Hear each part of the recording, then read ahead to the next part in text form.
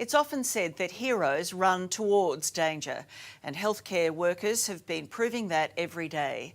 But not many have run halfway around the world like this remarkable bunch of Australian nurses. They left their families almost a month ago to work night shift inside a busy tent hospital in northern Italy.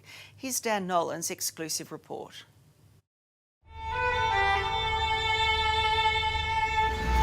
The patients are very, very sick. It's challenging, it's amazing, it's confronting. The care that we're able to give these people is a real privilege. It's tough yakka, but we're here for the cause.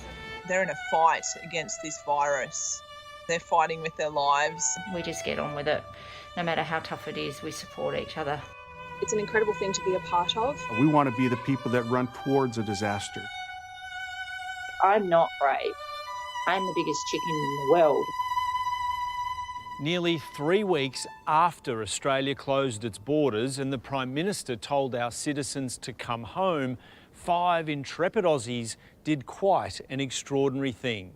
They boarded a near-empty plane and headed the other way, flying into what was then the worst coronavirus hotspot on the planet. This is Cremona, northern Italy. The streets are empty, the population in lockdown, and the local hospital overwhelmed. But in the car park right outside, help has arrived in the shape of an emergency tent hospital. Amid the wail of sirens, a familiar accent you would never expect to hear. So hi to everyone in Australia. Liz Perry is a 39-year-old paramedic from the Sunshine Coast who's given up a warm Queensland autumn to volunteer with aid group Samaritan's Purse. Hey guys, greetings from Cremona, Italy. It's 11 o'clock at night. We started our shift a couple of hours ago and we're going to go through to 8 o'clock in the morning. 4 of these remarkable women have agreed to document their journey for a current affair. Can you all say hello? Capturing the highs when patients recover and the despair when they don't. Patients that are passing away quite frequently, that's definitely been a challenge, and it's been quite an emotional journey. We spoke with 3 of them during one of their long and cold night shifts. You're missing the weather in Queensland, are you? I am right now. It's cold and rainy right now. It's in the middle of the night. So, Hygiene protocols are so strict that whilst sitting together on a break, they still need to wear face masks. They can only take them off when they're on their own. While we're in the cold zone, we have to wear a surgical mask, and we're not allowed to have any physical contact with anybody else. Hi, I'm Alicia. Alicia Bennett is a 27-year-old nurse from Sydney. I reckon going on tonight has actually been pretty good because it's about the same time zone as Australia. This is their daily walk into work as captured by Kathy Stiles from the Gold Coast. It's been a whole pattern of basically work, eat, sleep, repeat. It's tough yakka, but we're here for the cause. We're proud to be here. We're privileged to be here and serve the people of Italy. She shows us Adelaide lab technician Trish Miller going to the change rooms before heading inside. This is the clean zone, and everywhere you see the tapes is the red zone. You have to have PPE on. Personal protective equipment is critical to their safety, but it's also exhausting.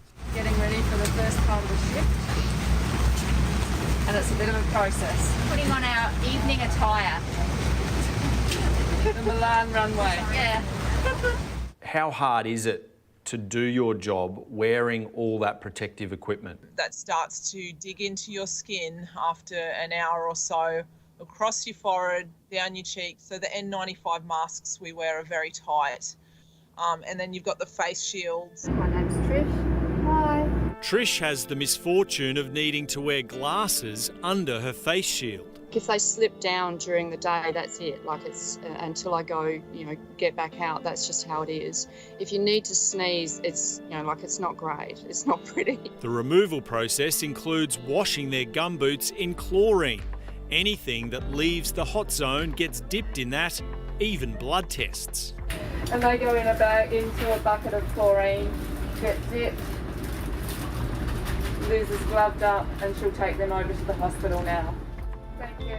You got to hydrate yourself, but well enough to be able to not become dehydrated, but not so well that as soon as you get inside with all of your stuff on, you then have to go, I'm sorry, I have to go to the toilet, because you go out, you have to take the whole lot off. Kathy Stiles is a mum of 7 and grandmother of 8. Aged 54, she's headed over to work in the most vital spot, the intensive care unit. I'm really, really tired. My back really doesn't like me by the end of each shift, and the sleep deprivation is quite, it starts to get to you after a while. What's it been like working in the epicentre of a global pandemic? It's been exhausting, overwhelming. Every emotion that you could think of has happened. Just ask my husband, who I message on a daily basis. He's had to deal with me crying and then being happy and then being sad and then wanting to come home. Kathy's husband Gary lost his job back home thanks to COVID-19, becoming her counsellor instead. Kathy has done disaster relief before after a typhoon in the Philippines, but this mission is different, and not all her kids are happy she left. My girls were really quite angry with me, and they were even angry at my husband and said, why did you let her go? They're protecting themselves. They have fears that something will happen to me. All of them are acutely aware that unlike after a natural disaster, the danger here is airborne and ever-present.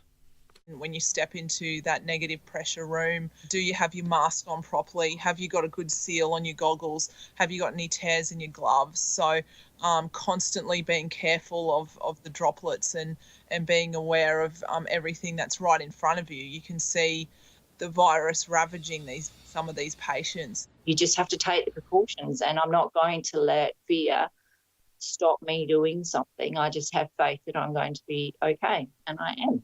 There were some people who, shook their head or told me I was crazy. How did you address their concerns? To be honest, I said only the good die young, and I haven't been that good. How do you feel about the work your mum's doing there? I'm so proud of her. Trisha's daughter Ebony has been keeping in close contact via video calls. Good morning, darling. I love you. The pair volunteered together earlier this year after the bushfires, helping the people of Bairnsdale recover. It was an incredible experience that we got to share with one another. We'd go to bed exhausted, but wake up the next day ready to go again. That was also a mission run by Samaritan's Purse, an evangelical Christian aid agency headquartered in the US. And I'm just proud of the fact that we have Australians who have raised their hand and who said, we want to be a part of this. Dave Ingram runs the Australian branch of a group which uses people's donations to practice what they preach, helping others in need around the world, even coronavirus victims in Cremona. They only had 8 ICU beds up to that point in time at their hospital. We came in with our field hospital, which has 68 beds altogether, but 10 ICU beds, so we more than doubled their capacity overnight. They now have 2 emergency field hospitals deployed. The other is in Central Park, New York. They realise the risks are high. These are the hot spots. There is a risk of people getting it themselves, of maybe even dying. But we as Christians, we believe that our hope is secure in Jesus, and that no matter what happens, that we're okay for this life and also for the life to come. Watching death unfold has become a regular part of their job. A couple of days ago, there was a guy who died who wasn't really that old. He was in his early 60s, and, I thought he was going to make it. And for me, it was kind of, when you're watching a movie and you think it's going to have a happy ending and then suddenly it turns out to be a tragedy. That was kind of how I felt. It was, I shed tears. It was hard. What is it like losing a patient under these circumstances? I'll try not to cry with this one. You become attached to the patients, even though they're very, very sick, and sometimes they're so sick that they really do need to die, but they're holding on, and it's really, really difficult because all the families are not allowed in. Their loved ones are not allowed into the tent. They're not allowed anywhere near where we are. You definitely can feel as if there's a hopelessness to it, but at the same time, we're seeing so many people improve and recover. So that you have to balance the hope with the death as well.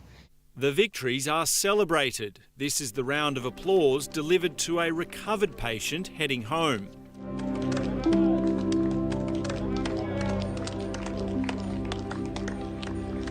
And the gratitude from the Italian community is felt everywhere they go.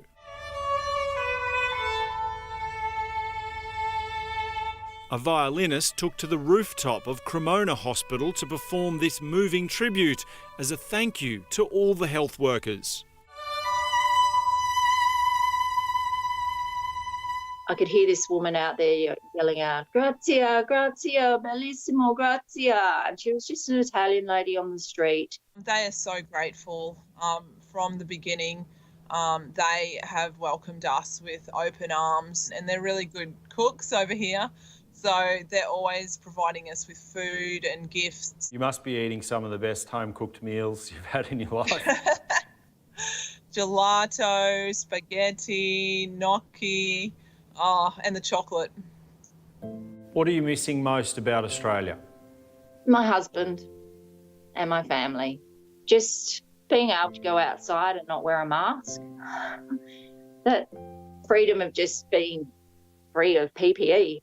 That's going to be lovely.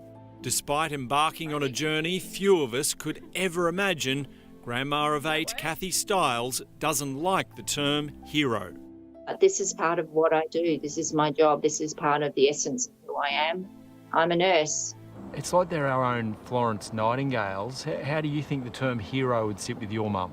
Oh, yeah, absolutely. She's a hero. We all look to her over there, and yeah, it's amazing what she's doing. I'm elated. I think a lot of Australians will think that you guys are the ultimate heroes out of this whole crisis. I'm not brave. I'm the biggest chicken in the world. I just refuse to allow fear to rule my life. I have strong faith that I'm going to be okay. That'd be life-changing work, I imagine. Those women complete their mission in coming weeks, then strict quarantine before they see their families.